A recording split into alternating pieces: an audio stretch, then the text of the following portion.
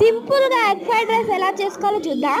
First అయితే pan పెట్టుకోండి, దాని తర్వాత ఆయిల్ వేసుకోండి, దాని తర్వాత ఆనియన్స్, గ్రీన్ చిల్లీ వేసుకోండి. సర్లేమ్మా. దాని తర్వాత అయితే కర్రీ లీవ్స్ వేసుకోండి. తెలుసులే అంటారేమో.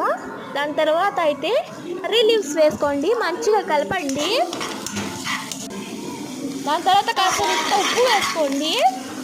ఇది మంచిగా వేగిన తర్వాత 3 eggs పగలగొట్టి వేసుకోండి.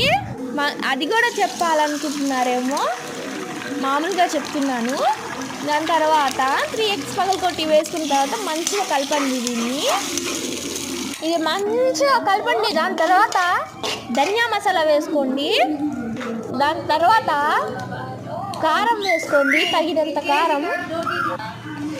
కారం వేసుకొని మంచిగా కలపండి. సరేలే.